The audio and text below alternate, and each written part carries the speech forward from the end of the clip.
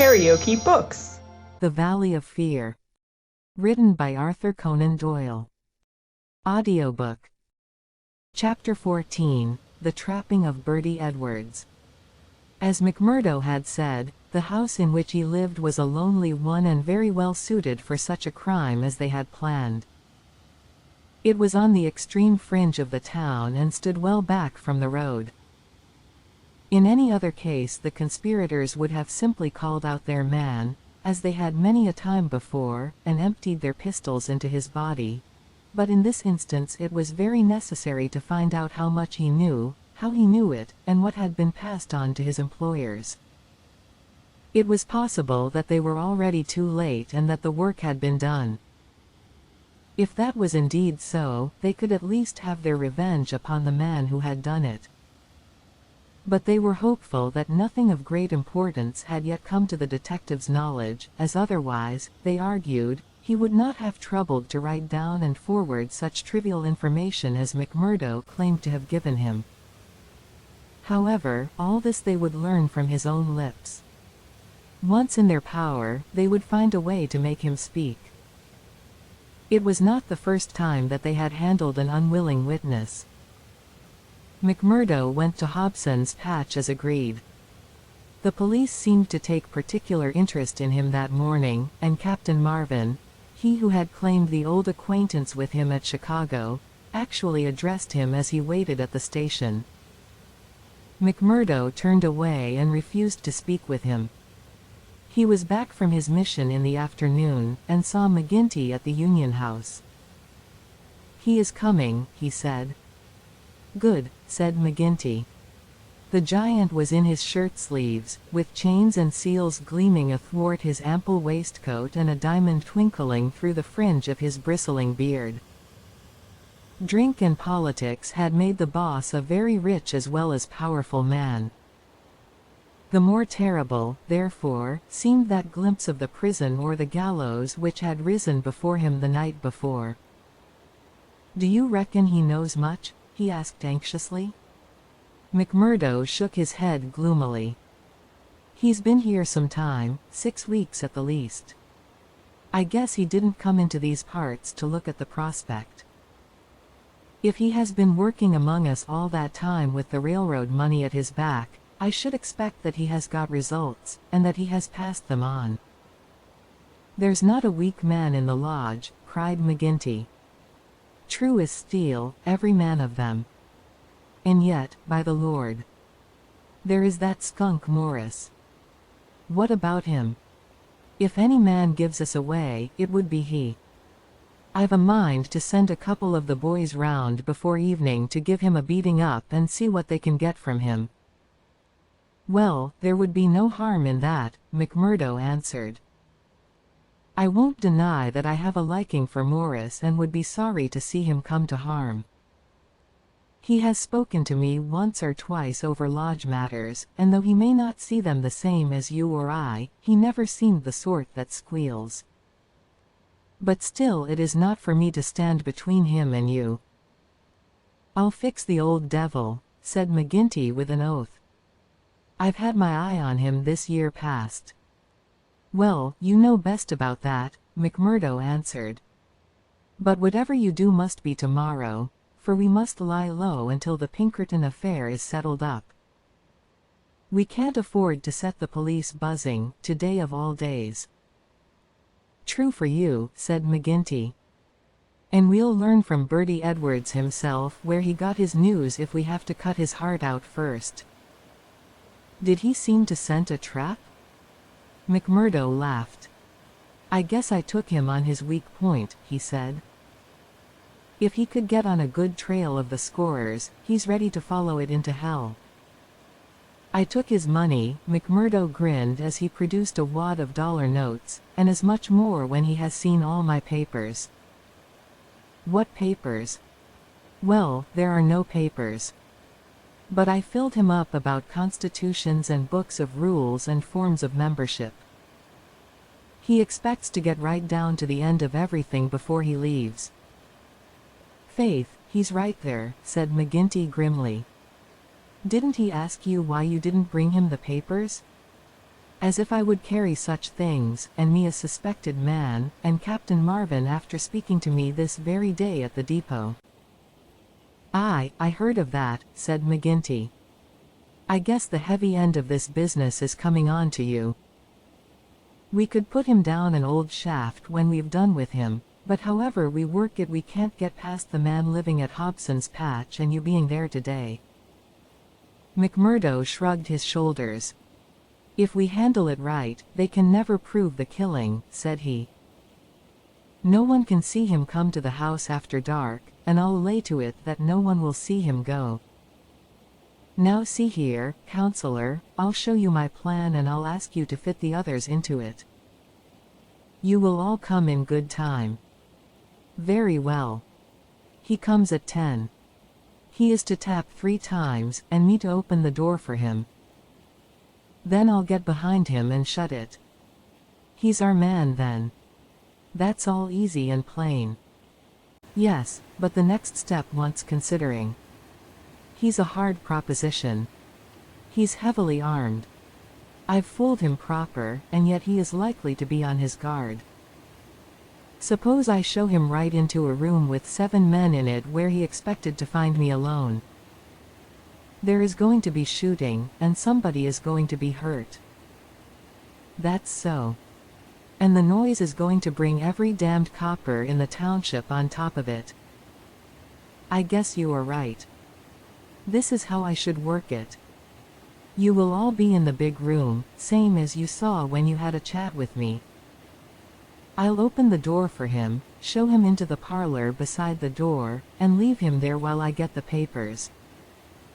That will give me the chance of telling you how things are shaping.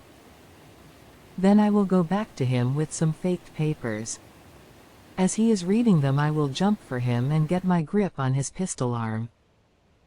You'll hear me call and in you will rush. The quicker the better, for he is as strong a man as I, and I may have more than I can manage. But I allow that I can hold him till you come. It's a good plan, said McGinty. The lodge will owe you a debt for this. I guess when I move out of the chair I can put a name to the man that's coming after me. Sure, counselor, I am little more than a recruit, said McMurdo, but his face showed what he thought of the great man's compliment. When he had returned home he made his own preparations for the grim evening in front of him. First he cleaned, oiled, and loaded his Smith & Wesson revolver. Then he surveyed the room in which the detective was to be trapped. It was a large apartment, with a long deal table in the center, and the big stove at one side. At each of the other sides were windows. There were no shutters on these, only light curtains which drew across. McMurdo examined these attentively. No doubt it must have struck him that the apartment was very exposed for so secret a meeting. Yet its distance from the road made it of less consequence. Finally he discussed the matter with his fellow lodger. Scanlon, though a scorer, was an inoffensive little man who was too weak to stand against the opinion of his comrades, but was secretly horrified by the deeds of blood at which he had sometimes been forced to assist. McMurdo told him shortly what was intended. And if I were you, Mike Scanlon, I would take a night off and keep clear of it. There will be bloody work here before morning. Well, indeed then, Mac, Scanlon answered. It's not the will but the nerve that is wanting in me. When I saw Manager Dunn go down at the colliery yonder it was just more than I could stand. I'm not made for it, same as you or McGinty. If the lodge will think none the worse of me, I'll just do as you advise and leave you to yourselves for the evening. The men came in good time as arranged.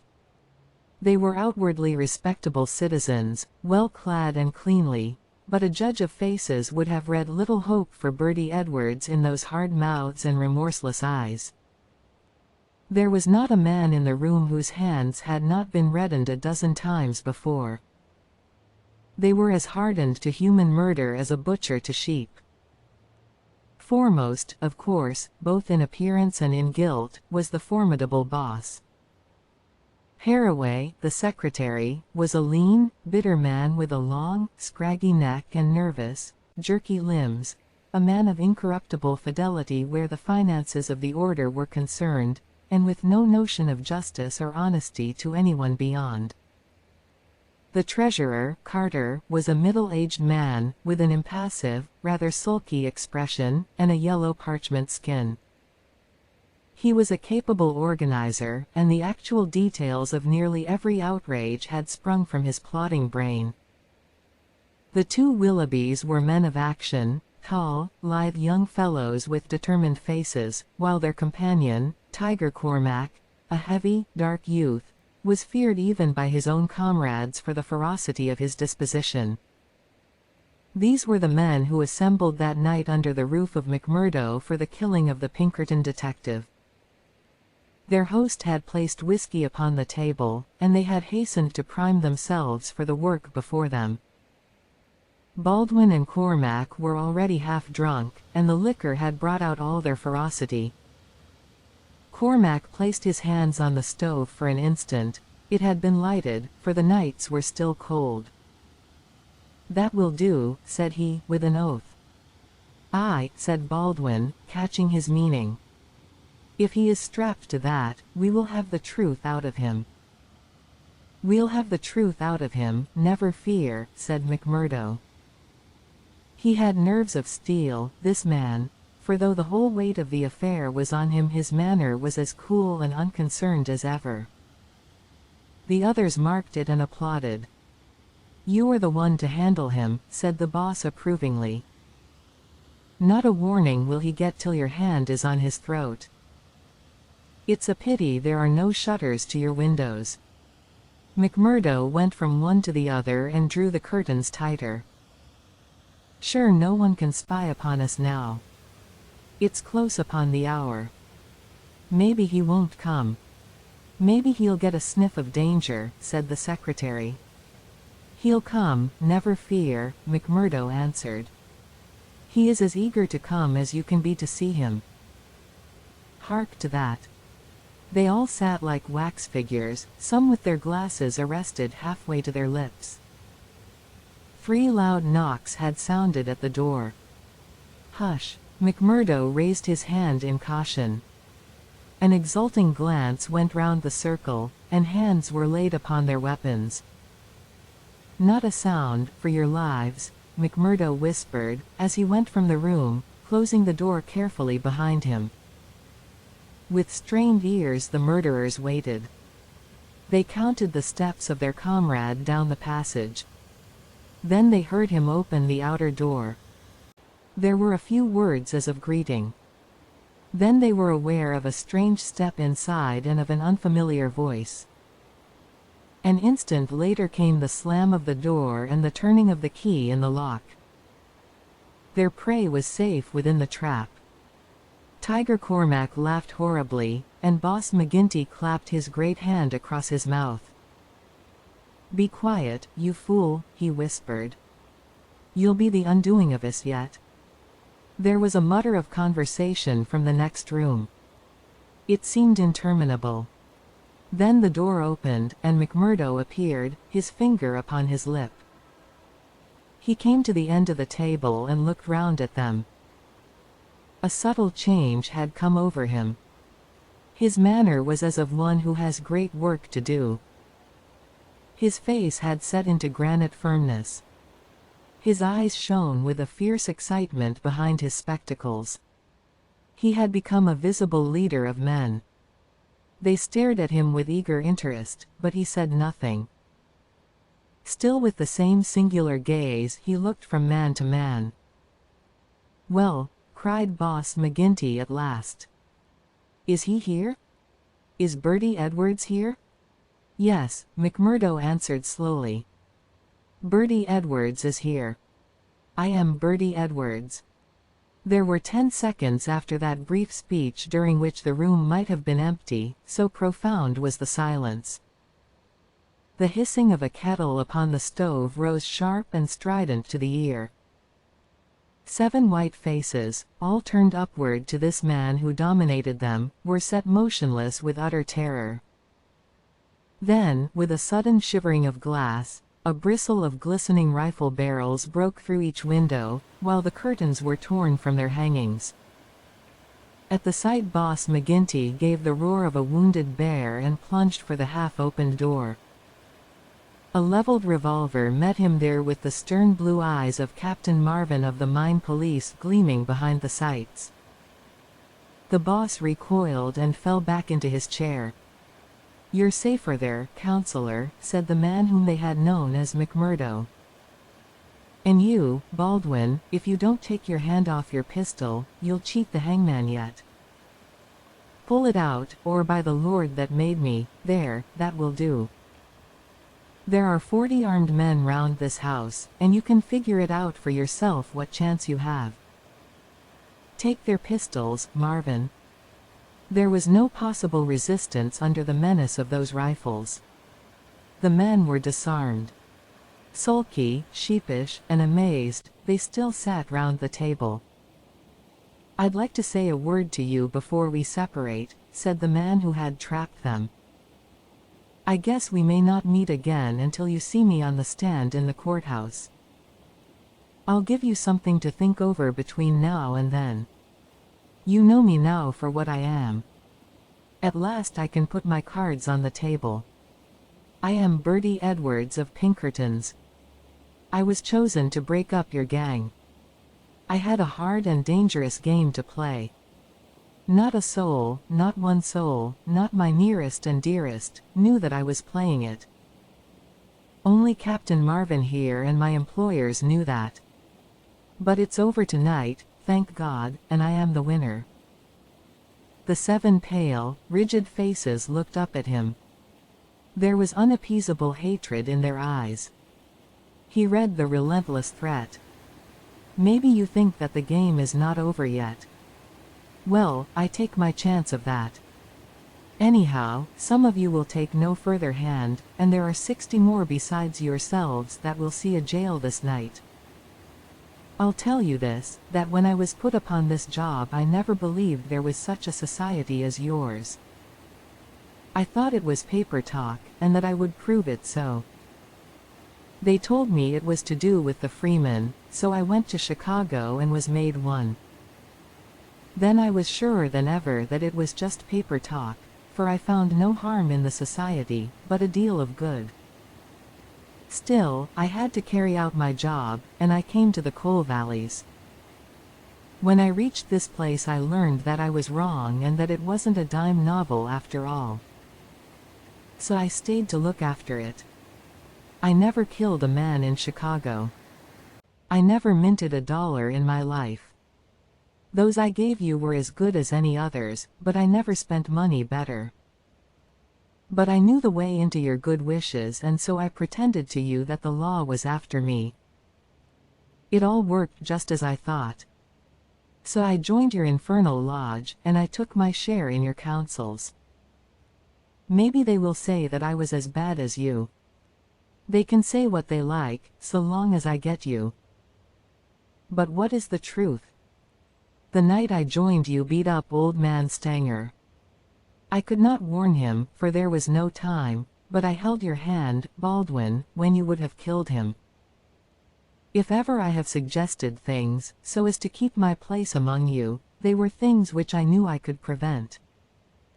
I could not save Dunn and Menzies, for I did not know enough, but I will see that their murderers are hanged. I gave Chester Wilcox warning, so that when I blew his house in he and his folk were in hiding. There was many a crime that I could not stop, but if you look back and think how often your man came home the other road, or was down in town when you went for him, or stayed indoors when you thought he would come out, you'll see my work." "You blasted traitor," hissed McGinty through his closed teeth. "Aye, John McGinty, you may call me that if it eases your smart. You and your like have been the enemy of God and man in these parts. It took a man to get between you and the poor devils of men and women that you held under your grip. There was just one way of doing it, and I did it. You call me a traitor, but I guess there's many 1,000 will call me a deliverer that went down into hell to save them. I've had 3 months of it. I wouldn't have 3 such months again if they let me loose in the treasury at Washington for it. I had to stay till I had it all, every man and every secret right here in this hand. I'd have waited a little longer if it hadn't come to my knowledge that my secret was coming out. A letter had come into the town that would have set you wise to it all. Then I had to act, and act quickly. I've nothing more to say to you, except that when my time comes I'll die the easier when I think of the work I have done in this valley. Now, Marvin, I'll keep you no more. Take them in and get it over. There is little more to tell. Scanlon had been given a sealed note to be left at the address of Miss Etty Shafter, a mission which he had accepted with a wink and a knowing smile. In the early hours of the morning a beautiful woman and a much muffled man boarded a special train which had been sent by the railroad company, and made a swift, unbroken journey out of the land of danger. It was the last time that ever either Etty or her lover set foot in the Valley of Fear.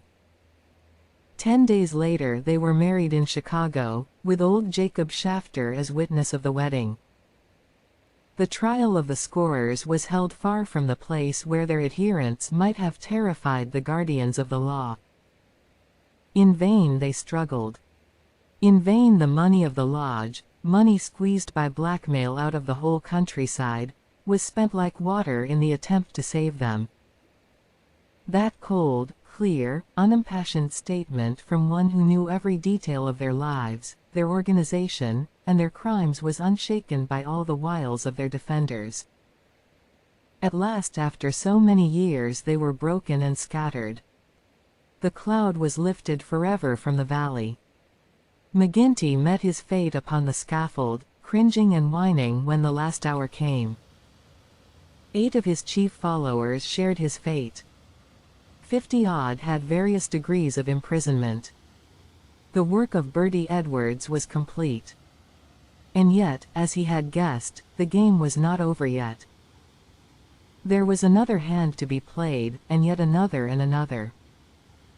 Ted Baldwin, for one, had escaped the scaffold, so had the Willoughbys, so had several others of the fiercest spirits of the gang.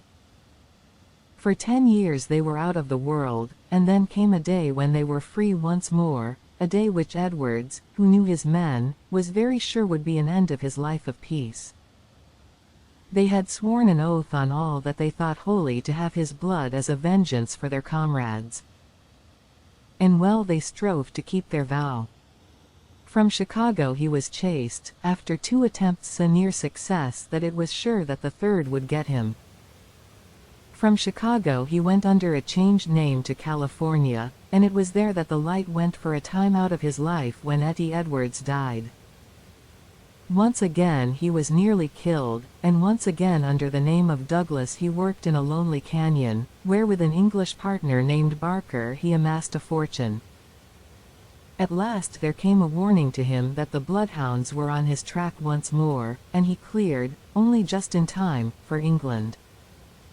And thence came the John Douglas who for a second time married a worthy mate, and lived for 5 years as a Sussex County gentleman, a life which ended with the strange happenings of which we have heard.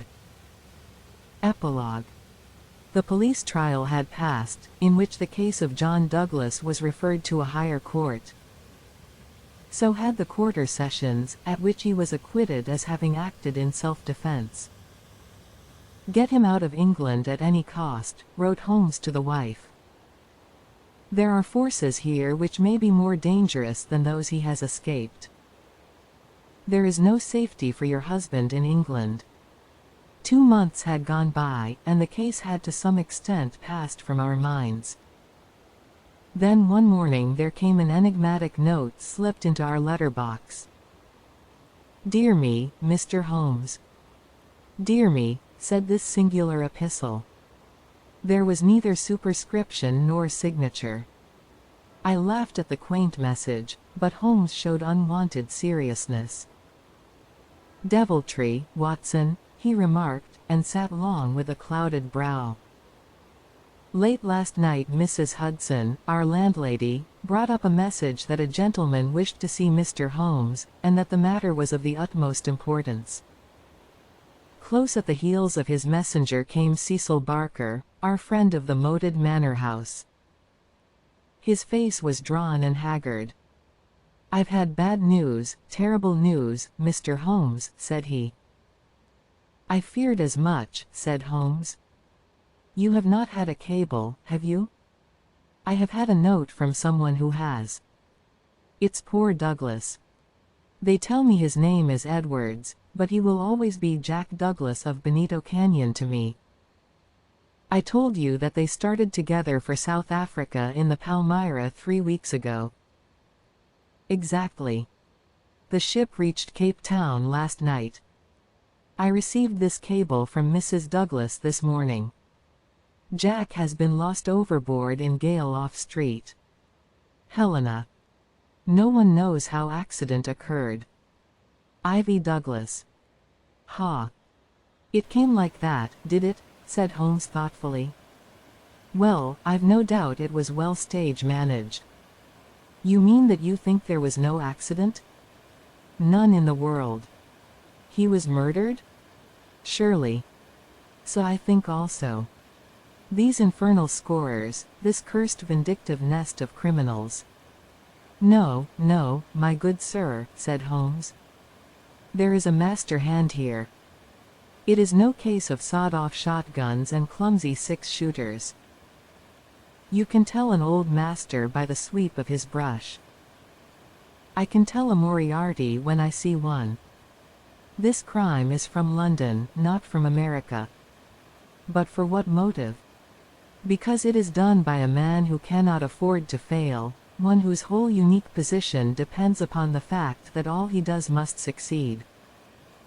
A great brain and a huge organization have been turned to the extinction of one man. It is crushing the nut with the triphammer, an absurd extravagance of energy, but the nut is very effectually crushed all the same. How came this man to have anything to do with it? I can only say that the first word that ever came to us of the business was from one of his lieutenants. These Americans were well advised. Having an English job to do, they took into partnership, as any foreign criminal could do, this great consultant in crime. From that moment their man was doomed. At first he would content himself by using his machinery in order to find their victim. Then he would indicate how the matter might be treated. Finally, when he read in the reports of the failure of this agent, he would step in himself with a master touch. You heard me warn this man at Burlstone Manor House that the coming danger was greater than the past. Was I right? Barker beat his head with his clenched fist in his impotent anger. Do not tell me that we have to sit down under this? Do you say that no one can ever get level with this King Devil? No, I don't say that, said Holmes, and his eyes seemed to be looking far into the future. I don't say that he can't be beat. But you must give me time, you must give me time. We all sat in silence for some minutes while those fateful eyes still strained to pierce the veil. If you liked what you heard, please subscribe to the channel.